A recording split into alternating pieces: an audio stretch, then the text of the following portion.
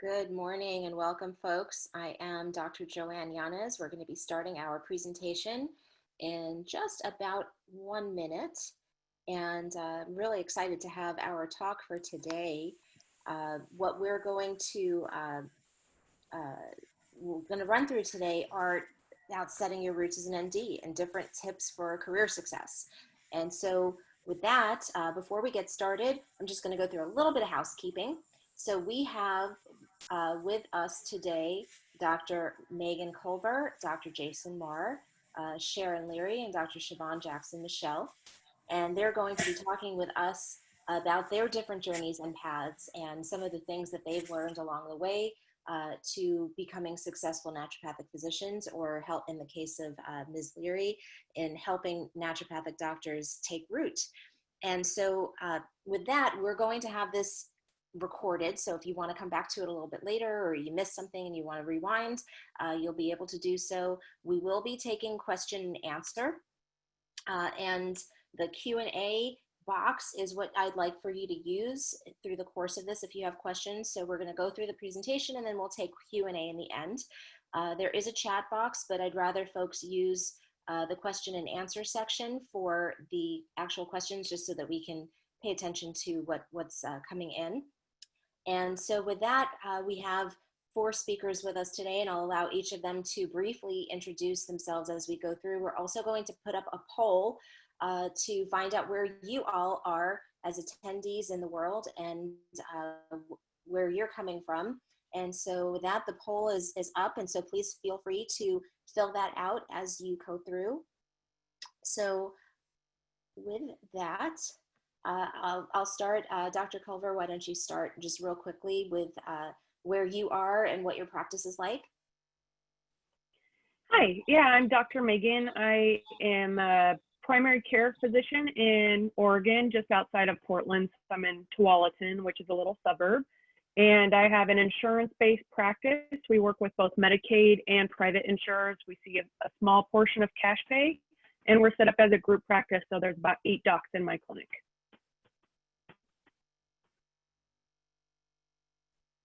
Thank you. And Dr. Marr? Hi, everyone. I'm Jason. I'm a naturopathic doctor in Vancouver, British Columbia, up here in Canada on the West Coast. I own a clinic in the downtown core here called Evoke Integrative Medicine, and I'm chair of the professional development curriculum at the Boucher Institute, our local naturopathic institution in the lower mainland BC. So we've developed a curriculum to basically teach naturopathic doctors or students of naturopathic medicine how to be great professionals and business people, not just great clinicians. So that's me. Excellent, thank you. And Sharon? Yeah, hi, my name is Sharon Leary. I'm the Director for Career Services at Bastyr University. I've been working in career services for over 10 years and currently help our Bastyr graduates and students achieve their career goals. Wonderful. And Dr. Shavon Jackson-Michel, please. Hi, good morning. My name is Dr. Shavon. I go by Dr. Shavon. I am a naturopathic doctor. I'm based out of New Jersey. I am a graduate of the University of Bridgeport College of Naturopathic Medicine, and for the last 5 years, I've been working primarily in nutraceutical development from the ingredient side, research and development, and I also have a small practice where I focus on fertility, and that's a cash-based practice in nutrition. Wonderful. So for those of you in attendance, you can see we've got folks from a really broad background today, and I'm really excited about this because it highlights the different ways that you can use naturopathic medicine. And so with that, today we're going to talk a little bit about winning graduation strategy. So what does it take as a student to be successful? The importance of mentorship and networking, different types of business strategies you can take as an ND, and some tips from our professionals here for success. So Sharon, take it away. Yeah, so I think the first thing we want to start with here is thinking about when you're coming into school, what you want to do to set yourself up for success. And kind of 2 points that I want to touch on here is One, your school will have great resources for you. And I think the most important thing is that you take advantage of those. So I might be a little bit biased because I run our career services office, but I think one of the things that you want to do is, right, making sure that you are aware of the services and resources that are available to you and that you take advantage of those. And then outside of that supplemental work that you would want to do, as you're going through school, it's really important that you take note of what you're doing. So that's in classes and in preceptorships and in the clinic, and really learn and reflect, and think about where you kind of see yourself, right? Because the clearer you can be on your goal and where you want to go, the better you will be able to take steps that are most appropriate for you, right? So that is in terms of thinking about where you see yourself as a doctor, right? So do you want to do primary care? Do you want to specialize? Do you want to work in insurance-based or cash-based?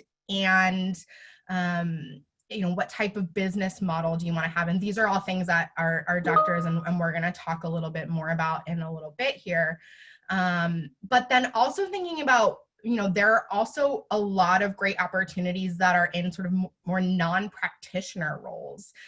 So working in the supplement industry or in research or as faculty or in academia, or in corporate wellness and consulting. So those are all things that you'll want to start to think about as you're going through your education.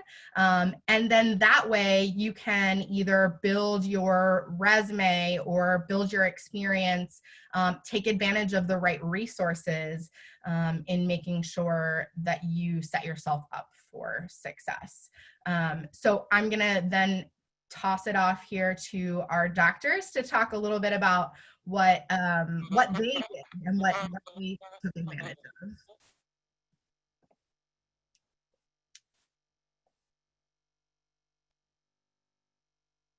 So feel free to jump in, folks. Were we going to talk a little bit about mentorship?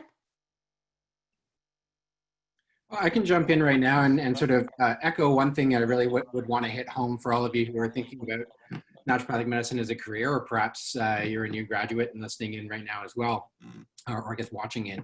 And I guess that's around just the mindset that Sharon talked about. I think that historically, I think we've been so focused on our medicine, especially in our schools and in our training, that when we think of naturopathic medicine, it's very much about individualized patient care. And that's such a huge focus for our learning going through school. But I think in the past, and up until the last handful of years, I don't think we've necessarily been thinking about our businesses from an individual standpoint as well. I think we really have to think entrepreneurially, even if we don't think of ourselves as entrepreneurs, and look for opportunities to build our practices and our careers in different ways, and to be really sort of authentic to what you're good at and what drives your passion. So really paying attention, as Sharon said, to what really floats your boat and what blows your hair back, and really leaning into that. We think about our medicine as very individualized, but we haven't until more recently been thinking about our businesses in a very individual way. So that would be one of my thought process in terms of a mindset going into school. Yeah, just I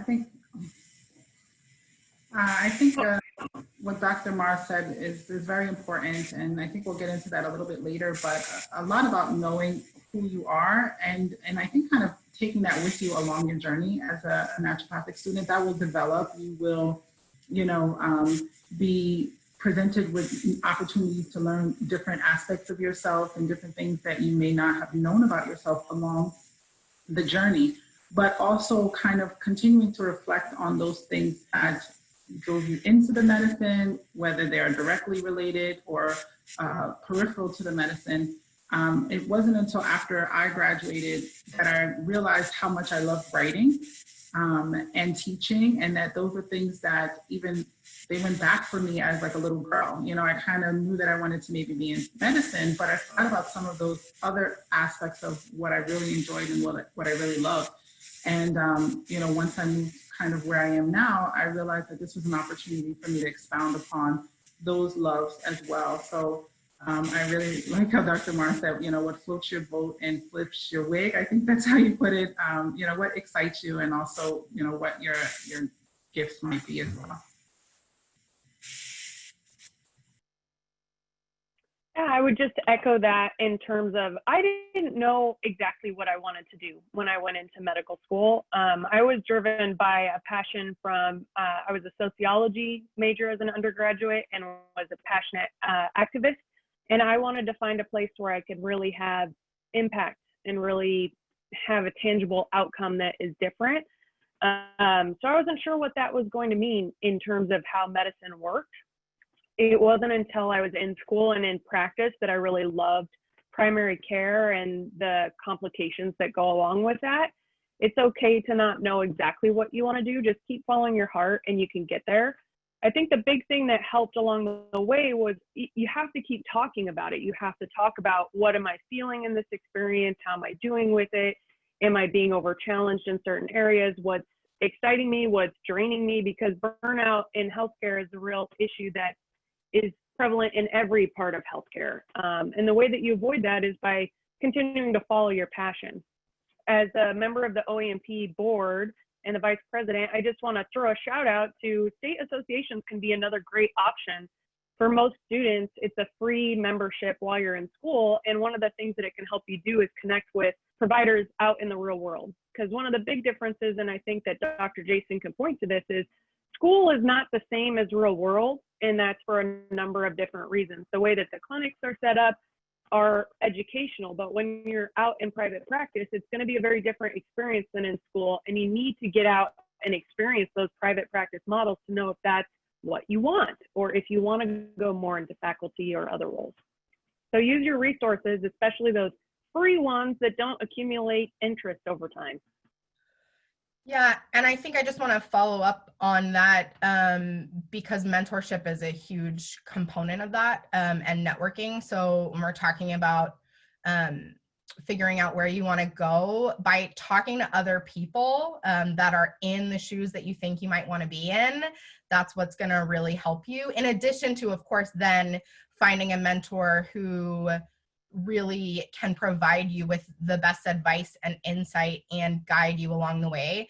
The state associations, the AANP, and some of the schools have find a practitioner or find an ND tools that you can use. And those are ways that you can find a mentor. I think also your faculty, also preceptorships. So really making sure that you're kind of putting your feelers out there to find good mentors. That's a really important component of that. Yes, thank you so much. I think, as I'm always speaking with prospective students or future ND students, just getting your legs under you, thinking about this as an investment in your health, in yourself, in your career, and what does that mean for you, and how are you going to make the most out of it? And so one of the pieces, in addition to resources, and Sharon, maybe you could touch on this real quickly, is some introspection. I think, Dr. Shavon touched on it a little bit. I know I had it in my own career where, you train as an ND to be clinical, and then you don't think about maybe some of the non-clinical pathways that are available and what you like and where your passion is. And so maybe Sharon, if you could touch on just a little bit how students can unearth what their gifts are and really try to understand how they can create a niche for themselves where they'll be really satisfied and happy with their career. Yeah, for sure. And I think Dr. Shavon really touched on that so beautifully, is thinking about the skills and the strengths that you are bringing in with you as you go to naturopathic medical school, because we're all coming in with those, right? And then thinking about how you can leverage those other skills and strengths along with your medical knowledge to then carve out a path that's going to be kind of unique to you. We like to kind of think about that as like unicorn jobs. But right, so if you come in with maybe a marketing background, then you have this unique skill that you can bring with you to your business, and maybe and looking at practicing medicine through this other lens and adding those additional skills.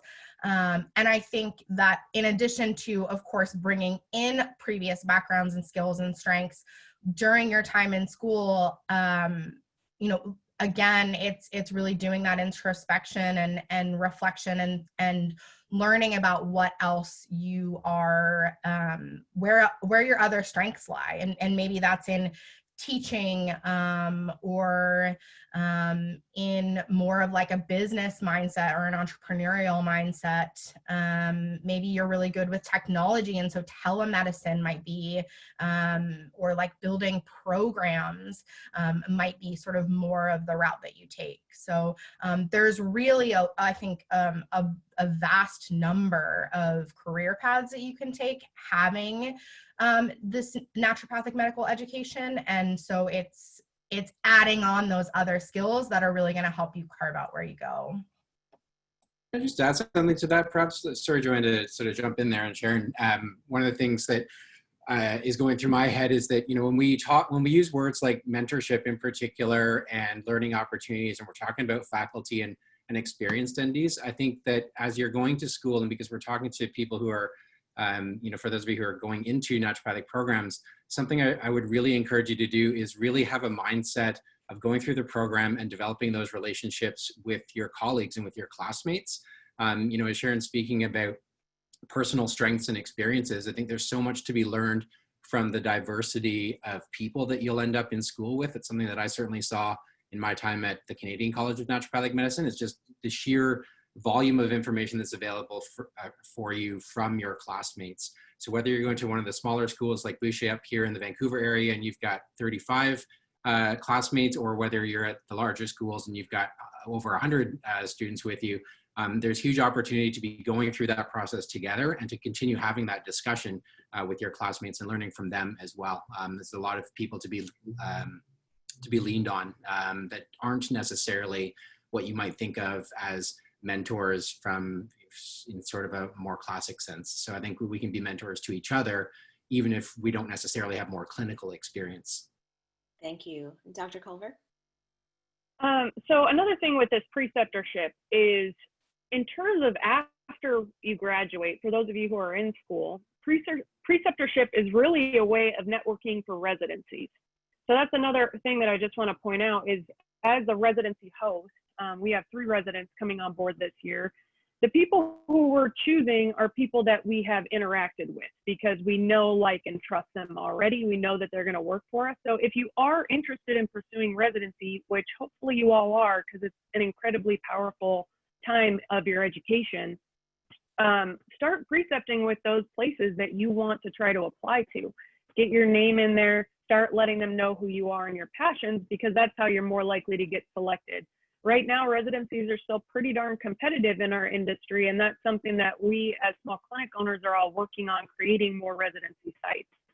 The other thing that I just want to add to this is there is no market saturation in the naturopathic field, and that's a really cool, interesting space. It can be overwhelming when you're in school because there are literally endless possibilities. I remember getting into school and thinking, I could do literally anything I want to with this medicine. There's no books that have been written, that there's no further books to be written on that subject. There's no research dead ends that have been hit. There's no schools that have shut down and aren't, continuing to grow their faculty. Everywhere there's opportunities. And as Dr. Shavon has done, venturing into helping to make the nutraceutical world more in alignment with our values, which is evidence-based and safety practices and quality assurance, and making sure that the medicines that we use for people are actually healthful medicines instead of ones that are toxin-filled. So be a pioneer, find your own path, it's a really beautiful, beautiful medicine that we get to carry with us. And however you deliver it to people is going to be up to you. But however you do it, it's going to be perfect. So just trust yourself. That was really beautifully said. I will just add one thing to you on the topic of preceptorship. So the AANMC manages the residency application and match. And usually about November or so, we release a list of sites that have taken preceptors and have taken residents before. It doesn't necessarily mean they're going to take residents in the new cycle, but we release that list in the hopes that students will see those sites and say, oh, you know, I want to check this out. And you can start doing that in your first year. So I highly recommend that students log on, create an account, just start to check out the different types of sites that have offered residencies in the past. And if any of those are an opportunity that you would like to pursue, it is really great to reach out to those sites early on. So with that, I think, Dr. Shavon, were you going to say something? Yeah, I also wanted to just add to the idea of being, when it comes to mentorship, whether it's a parallel mentorship or more of a vertical mentorship, but being teachable, and what Dr. Culver said about no saturation. And what that means is, you know, if you're coming from this kind of mindset of competition, I love, and this was something I had to learn, that there's enough room for everyone to be great. And I think that's so important, because you will miss out on, you know, it's possible to miss out on opportunities if you don't want to collaborate, or if you kind of come from a mindset of, you know, being ultra competitive. And I found that some of my greatest opportunities have come from other NDs that are willing to share their space, you know, or just to help me to grow and, you know, to cultivate my skill set. And also just from the idea of just being open and being teachable. You know, it's a whole different world when we get out into practice versus that classroom setting. So being teachable and being open and willing to learn and apply the skill set that you will have and develop over these next few years in alternative ways, or ways that you never, you know, I guess would have thought that you might be implementing those skill sets. So did you all want to talk a little bit about some of the different business models and how, you know, how, like, I know Dr. Culver, you have an insurance model. You know, there are different ways of setting up practices. Some NDs choose private cash practices. Some take insurance. So did you all want to touch on that a little bit? And I'll put up the data from the recent AANMC compensation survey that was completed, and the salary data we have. This is also up on our website, and Dr. Marr put the link to that as well. Thank you.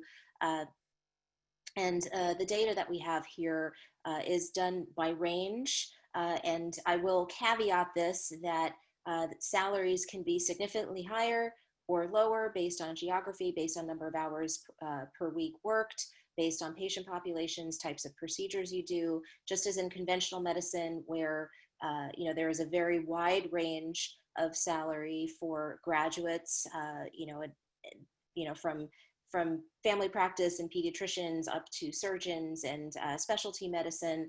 The same exists for naturopathic medicine. So these are ranges and averages, but there are much highers and lowers depending on what you're doing. I can jump in on this discussion, at least in terms of insurance. And for Dr. Jason, so you know, your comment, you need to change it to including the attendees for her to be able to see it. So for the insurance model, there's definitely pros and cons. I mean, insurance, I admit to every patient, I think that they are the left hand of the devil. However, for people in Oregon, they expect to have insurance cover the vast majority of their care, because that's how our state functions. And by going into the cash market, you really limit yourself to really upper middle class and upper class people who have expendable income, outside of a few different models. Now, there's also direct primary care, which I don't think anyone here does direct primary care. Super fascinating model. I think that that's an up and coming thing that even conventional family medicine practitioners, the AAFP does a conference every single year on that. American Academy of Family Physicians is what that acronym stands for. In the insurance industry, some of the things you need to know about when you're planning for building a business in it is contracts take time. So credentialing is the application process. Contracting is when you actually sign your name on the line. To get to a contract can be between 4 to 6 weeks for some of the easier companies. For Regents, Blue Cross Blue Shield in both Oregon and Washington, you have to be a doctor for a full year before you can even apply to be contracted with them. Providence in my area, I think, took almost a year to contract. So it just depends on the company, depends on your contacts, and depends on how much you're gonna get on them. The pros of insurance are that you have a wider patient base to choose from. You have passive marketing in that the insurance companies can list your name. And so your practice tends to build a little bit faster than if you're in a cash-based model, tends to be. From my friends who were cash-based, they said, whatever market you go into, start the application process on insurance. It's going to take you 3 to 6 months anyway. See if you can make money on the cash model. And if you need to, then you have those insurance contracts waiting for you in the wings if you needed them. The cons of the insurance model are really that it's a fee-for-service model. And that's true with a lot of different things, which means the amount of services that you render is directly proportionate to how much money you're going to bring in, unless you are really creative with alternative options for your patient base. Procedures tend to be a pretty good market for that. So if you're into phys med, that's a really good area for insurance coverage. You can make a decent living off of that.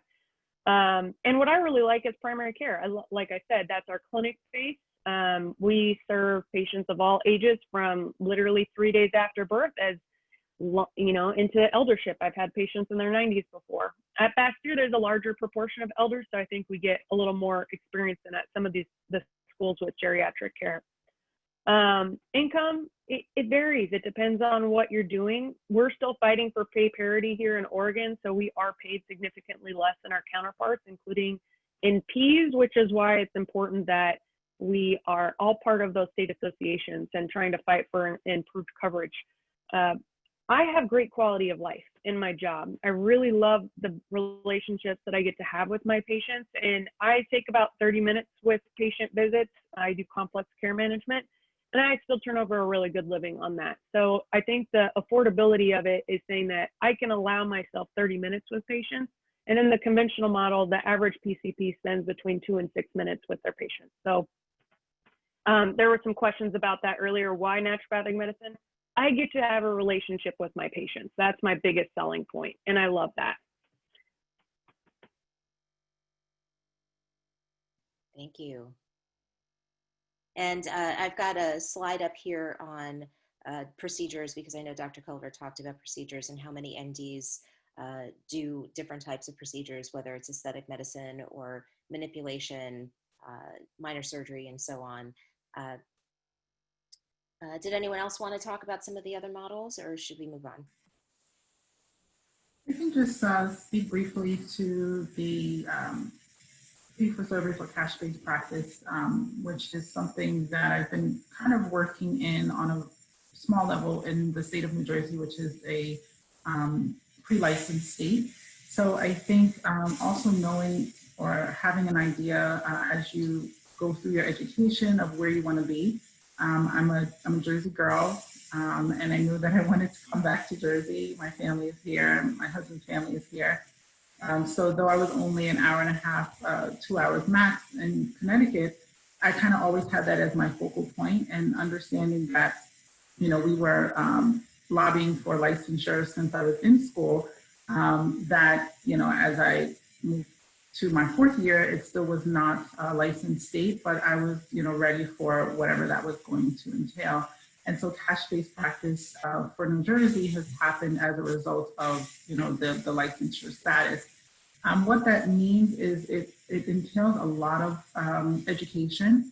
New Jersey is also considered a big pharmaceutical state. So it is also kind of not really an uphill battle, but it really is a a state where you have to educate. I remember coming back here and people were like, you're a what? You know, they couldn't even pronounce naturopathic medicine. They didn't know what I did. I think it was a very different experience, maybe from being in Oregon or Washington State, you know, being on the East Coast. And so it's required a lot of education for the patients that I've had. For those who are interested in just, you know, something different. I get that often. It's just, I want something different, you know, whatever I'm doing isn't working. So it's not like a primary choice or option. It's more of an alternative or an option as a result of not finding benefits. So I think you kind of get a different group of people that might come in an unlicensed or pre-licensed state. But as far as running a cash-based practice, when you have established that this is what they are going to get, it's, I would say, a little bit of a labor-intensive process when you are cash-based as well, because people have to understand that, you know, they're putting out this money out of their disponible income. So it has to be something almost like they have to have a value associated with it. So I think you really have, service is very important in a cash-based practice, being available, you know, being pretty much open to meeting people where they are, which is also very important. Because of that, and I have to be quite honest, it took a little bit of time for me to get started and for me to really get my bearings. I have colleagues who are full-time practitioners in the state of New Jersey and in unlicensed or pre-licensed states like New York and other states. But for me, you know, I was starting a new family. I think we'll get into this a little bit later about work-life balance. And so I chose to complement that with teaching at the beginning and ultimately with me getting into nutraceutical development. So for me, it's always been somewhat of a part-time gig, if you will, seeing patients. It hasn't been my full-time thing, but with a cash-based practice, I think I've been able to work that into my schedule quite nicely because I have a lot more control over that without as much of the overhead or the back-end work required of maybe insurance-based model. Thank you. So we're going to move on here a bit.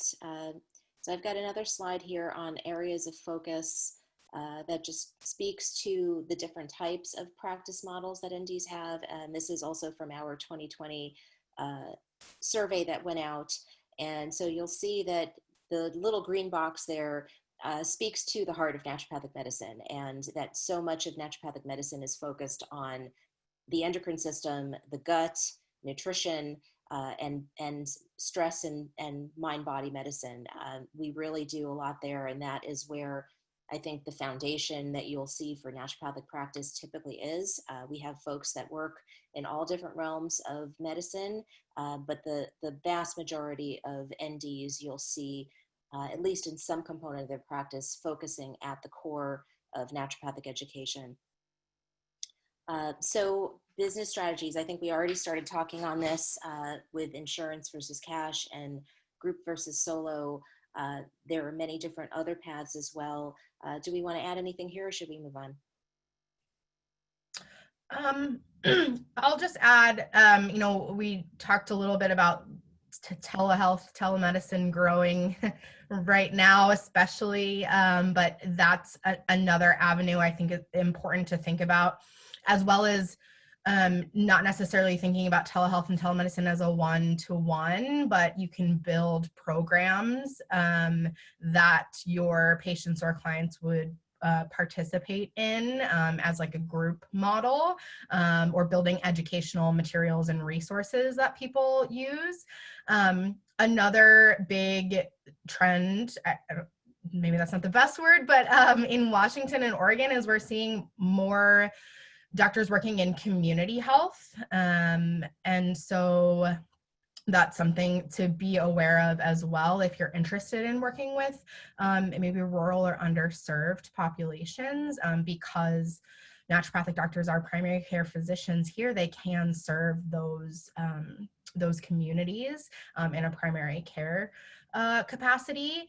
And then also I saw a quick question come up, but in California and of course many other areas as well, working in integrative medicine and working alongside MDs and DOs and PTs and other types of providers, there are a lot of opportunities in that as well, because as we've mentioned, the demand for naturopathic medicine and for the true experts in integrative and holistic health and wellness and medicine, as naturopathic doctors, you can bring that expertise into integrative medicine practices. And so speaking to the group solo practice, that's another thing to think about as well. And then of course we mentioned, you know, some of the other non-clinical, non-practitioner types of roles too.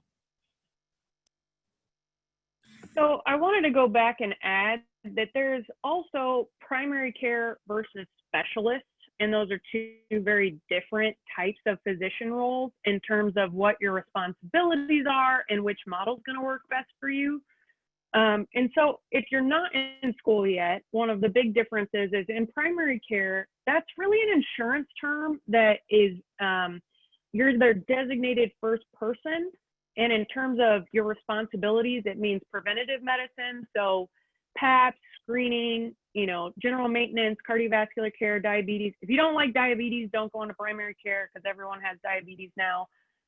You can specialize within primary care, but the responsibility is different than if you're a specialist. And as a specialist, you don't have to do really anything by anyone's rules. You're a naturopath and you kind of float out there. When you're in primary care, speaking to that integrated thing, I would describe myself as a full scope practicing naturopathic physician. So I prescribe medications on a regular basis. It's not that that's what I want to do, but I work with people who are on very low income or no income, and spending money on supplements is not a realistic option for them. So integrative to me means using all your tools. It also means networking with people in terms of going back to the networking piece. It's not just other NDs, you know, it's chiropractors, it's acupuncturists, it's counselors, it's physical therapists, it's specialists, it's MDs, because if people get transitioned to Medicare, where am I going to send them? We are still not contracted with Medicare in this country. I think that's different I don't know how Canada works. Maybe Dr. Jason could speak to that. The other thing is admin. So I'm a business owner and I practice about half time. The other half time I manage my company, which created jobs for other naturopaths to be able to work full time and provide service. So if you have a passion for something, I didn't think business ownership was going to be mine. Again, I didn't have a clear idea of what my path was going to be in school other than I wanted to be of service. And so going through the process, I found that job opportunities are what my passion point is, and I want to create stable jobs for naturopaths. So that's what I am doing. But you can do whatever you want within that, and it doesn't have to be just one thing. I think Dr. Shavon said that too, is you don't have to pick one box to fall in. You can take all of your passion points and make your path. That's the freedom of naturopathic medicine, and that's the freedom of being an entrepreneurial spirit. And there is some requirement of that if you're going to go into naturopathic medicine. You have to be creative and you have to be self-motivated, but I think that's also true if you wanted to be a good medical doctor. So either, no matter where you want to go, if you want to be a good physician, you have to have your own light. You have to follow that. Thank you so much. I can just jump in real quickly, just from a Canadian perspective. And I know there's certainly more Americans on the call, so I'll encourage any Canadians, if you have some specific questions about sort of style of practice and business models in Canada, you can certainly reach out to me personally during or afterwards. But for the most part in Canada, the equivalent style of practice here is generally more of a cash-based practice, but there is, we call it extended benefits through our employers, which is very similar to an insurance-based model. So it's sort of an overlap of a little bit of the both, but entirely cash-based up front with reimbursement from those insurance companies. The other thing that I might add, just to kind of tie this slide, the business strategies, together with the last slide that Joanne had up regarding sort of the focus in practice that generally naturopathic doctors have, is when we look at those focus or foci in practice, one of the things that I teach about in our classes at Boucher is to not just pay attention to what the core of naturopathic medicine is and where the majority of naturopathic doctors are very strong or their areas of focus, but also look from a business standpoint at where are there areas of passion or interest for you that aren't in that core. What's missing and where has naturopathic medicine perhaps not been as pervasive in the past? Because those can create a lot of business opportunities for people as you develop your practice as well.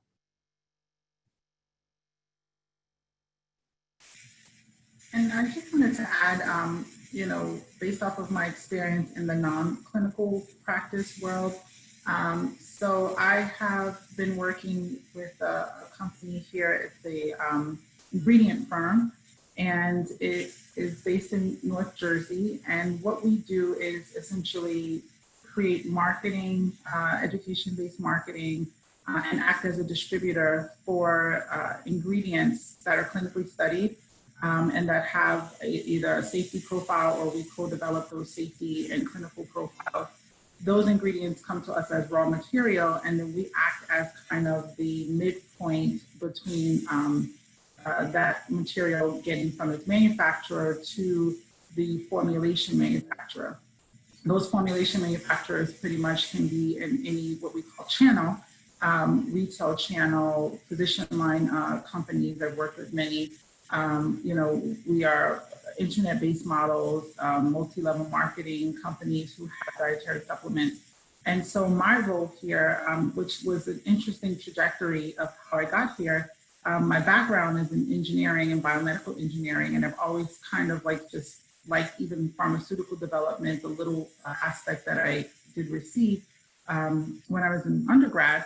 And so it's not until I got back to New Jersey, as I said, it's a pretty pharmaceutical state. There's actually a lot of dietary supplement companies here, which was to my surprise, but it kind of makes sense. And when I came out of teaching, I thought I wanted something just a little bit more structured based off of my growing family. And again, not even corporations really knew what a naturopathic doctor was. And so this is part of the pioneering that I had to do because I knew that what positions were coming available, they were looking for PhDs and MDs in the nutraceutical world. And I'm like, hey, this is what we do. This is my sweet spot. Why aren't MDs, posted as why aren't MDs posted as the experts that they're looking for these positions? My actual position is the Director of Medical and Scientific Affairs. And so anyway, it took a lot of rejections. It took a lot of me trying to prove myself for people to understand what an MD is. But it's been a great experience. I've gotten to travel all over the world and to really understand some of the traditional formulations that ultimately come to be the herbs and the botanicals, the nutrients that we rely on as naturopathic physicians. So oftentimes I consider myself living vicariously through docs like Dr. Culver and practicing docs Dr. Marr. I see myself as kind of living vicariously through them because I believe that when we have quality ingredients, that it's very important for our patients. And so if I have a role on that back end, then it's almost like I'm doing the work on the front end as well because they have the tools that they need to really effect change. So this is something that was, again, something that was not really open. There was no path, but knowing what our skill set is and knowing that I knew I could do what these roles were asking for and probably blow it out of the water, which I have to say that I've been happy to have gotten many compliments, which for me is great because I feel like there are more MDs who can come up in these roles behind me now. And when companies position for these kinds of roles, they will include MD in their requested applicant pool. So that's something that you guys can also consider as those paths that have been not previously walked, that you can start to create them. There's a saying that I love: if you don't ask, you don't get. And so, I think that very often people limit themselves in their mindset of, oh, well, an ND's never done this before. That doesn't mean they can't. You look at the job description, look at your qualifications, and take a look, and if it matches, apply. That's also where the networking comes into play too. And I think that the more I remember as a young student, an ND student, working in conventional offices that maybe folks never would have even thought of, getting job opportunities, before I was even close to graduating. And, and I think it's the sort of thing that you just need to keep on plugging away, find your path, find what's going to make you happy and provide the quality of life that you want, and then build that dream for yourself. So, I think I moved us on to the advice pearls, what I wish I knew. And I'd love to hear from you all. If you could talk to your younger self, what you would say. Ooh. Okay. Number one, save money. Save money now. While you're in school, put money away, especially on student loans. I wish I had done that from the first minute I entered school, and just like you would for retirement, save for graduation, because those checks stop coming and it hurts a little bit.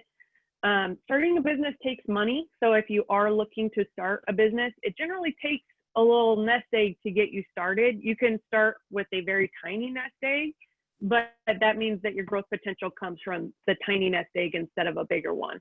So if you can, put some away, and start planning earlier, start networking earlier, start doing preceptorships earlier. Don't wait until you feel like you're ready, because that's going to be later than you should be starting on that. I would say talk to lots of people, network. And by networking, it's not just your classmates and mentors, but getting outside our profession as well. And you can be doing that even while you're in school, but certainly after you graduate and when you start your practice. It's really about building relationships. Just like we build relationships with our patients, we've got to build relationships with other professionals as well. And that serves the entire industry and our community of naturopathic doctors as a whole, as well as your own practice too. So making sure that you're developing connections, developing relationships, and you never know what kinds of opportunities will come from those things. From a couple of coffee meetings, you can really be developing some interesting opportunities for yourselves. Similar to Dr. Shavon, in terms of consulting with in corporate wellness and working with corporations and startups, tech startups in particular for myself.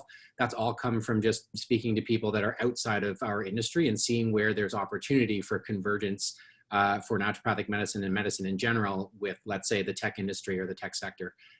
So certainly build those relationships inside and outside of our medical communities. I would say that business class or two that you take in your fourth year, really pay attention and use that as a jumping off point, because that whole year, especially in the age that we're in now, one of the comments that came in is, how do you make the decision between conventional world and going into naturopathic medicine? And we talk about quality of life and all these things, but I also think that, we are in an age where you can do so much and you have so much exposure and you can build proprietary programs. Like there's so much that can be done in that business development course in that last year. So I would really take advantage of that, maybe more than I did when I was in school. And then secondarily, the confidence. It took me a while to get my level of confidence up, to be quite honest, especially coming into a unlicensed state. And I think it's because there was not a lot of support. There were not a lot of MDs coming from a world that's saturated. School is MD everywhere. People are talking the same language, eating the same food. And then you go into the real world, and especially in a state where maybe there's not that language, there's not that familiarity, it's a little lonely. So I would say definitely have a tribe, have people around you who can kind of keep you motivated and make sure that, boost yourself up. Though that tribe will help you to keep your confidence up, because you have a lot to give to the world. And sometimes it just takes a little bit more for people to see it, but it's, as long as you keep shining bright, others will see it and you'll be able to keep your path lit. So confidence, have people around you that will keep you bolstered. Thank you. Anything to add, Sharon? I was going to say, I think you can probably guess what I'm going to say, which is just take advantage of the resources that you have available to you. As I'm listening to y'all talk about, looking at job descriptions and positioning yourself in the best way possible, like that is my jam as a career services professional. So I would say make sure you're using the resources and the support that you have on campus, because that's what we're here for, and what we want to do is help you achieve those career goals. So in addition to the business class, seeing your career services office or talking to your faculty, again, doing the networking, being a part of those professional organizations, thinking outside the box. I'm just going to echo everything, but yeah. I put up the slide here with the contact information. I know we've been asked by some folks for contact info on our speakers today, so I'll leave that up here for a moment. I wanted to ask you, a question came in. When did you know that naturopathic medicine was the right career path for you?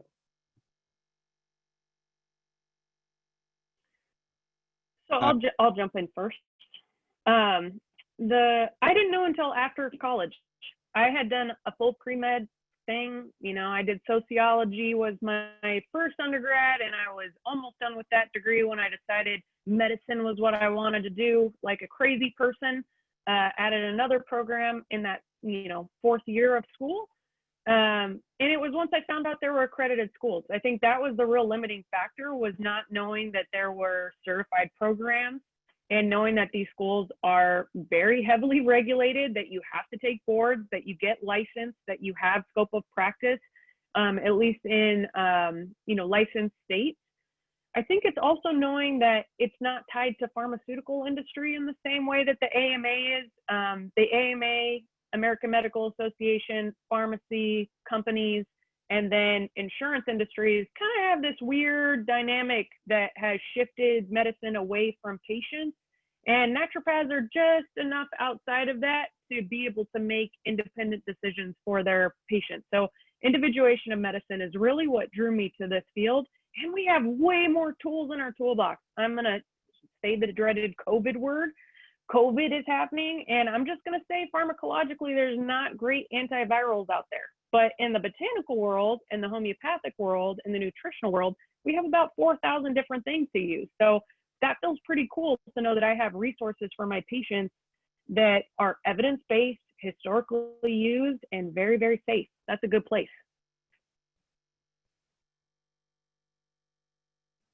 I knew that I chose naturopathic medicine when I was looking at conventional medical schools and looking at the application process and writing my MCATs and stuff like that. And by the time I started looking into conventional medicine, I kind of knew very quickly that I wanted the freedom to practice the way that I wanted to, and the opportunity to be entrepreneurial and to create my own career and to have control over that. And I think it was Dr. Shavon alluded to that level of control or freedom in terms of how we practice earlier as well.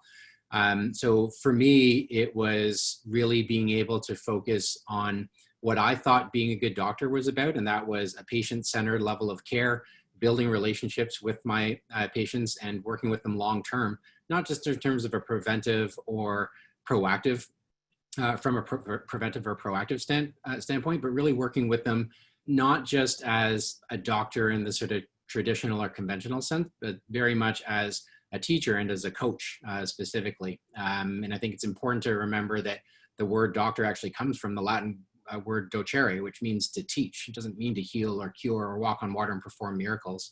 So when I started thinking about what I thought, or what I envisioned myself being as a doctor and how I would be interacting with my patients, it was really clear for me that naturopathic medicine would give me the better opportunity to practice that way.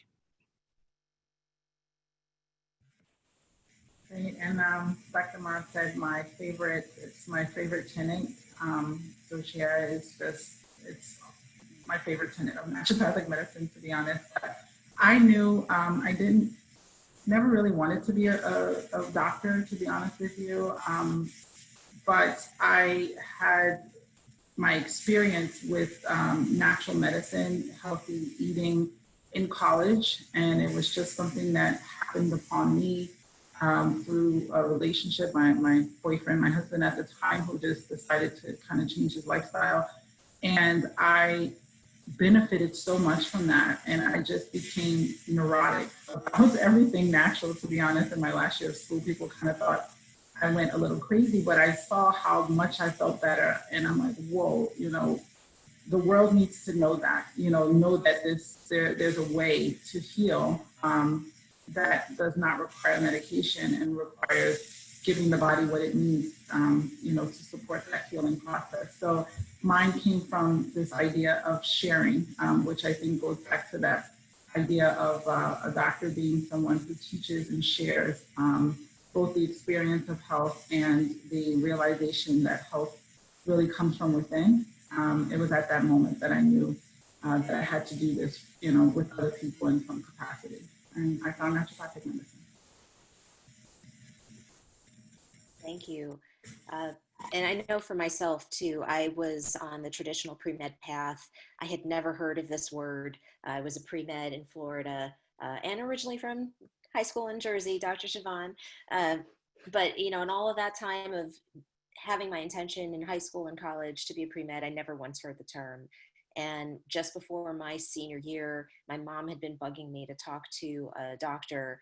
And she said, just talk to him. And he was a chiropractor and also an acupuncturist. I said, oh, but I want to be a physician. And, and she said, just talk to him, just like the nagging, just talk, just go talk to him. And so I did. And he said, if I had it to do over again, I'd be a naturopathic doctor. And I said, a natural what?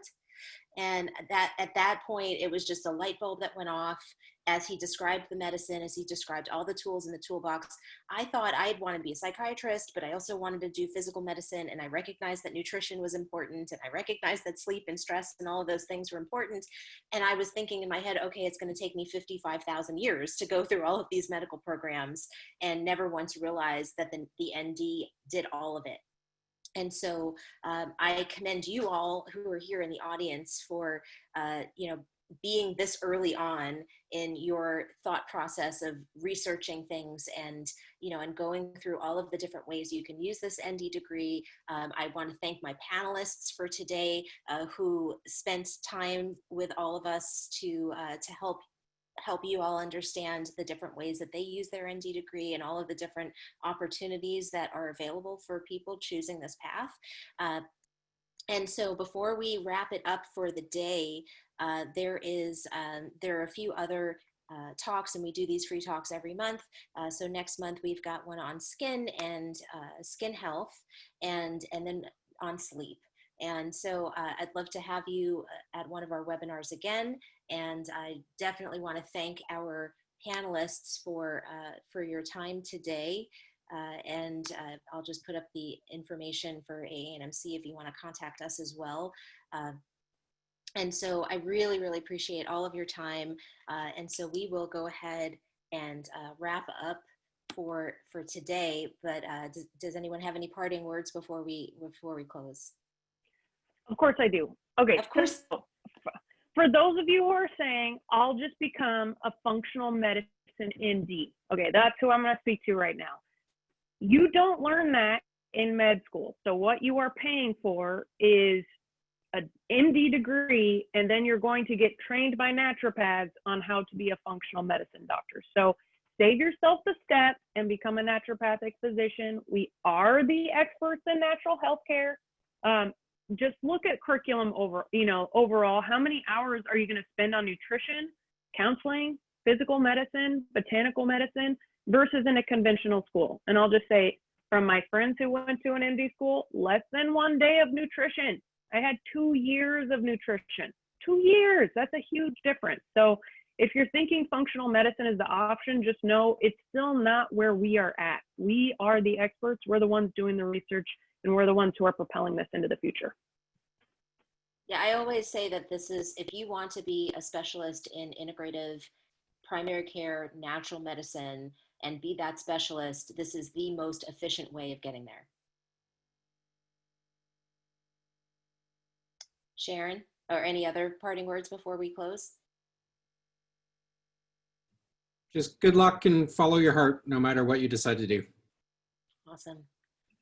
Well, thank you all. I wish you all health and happiness and safety in these times.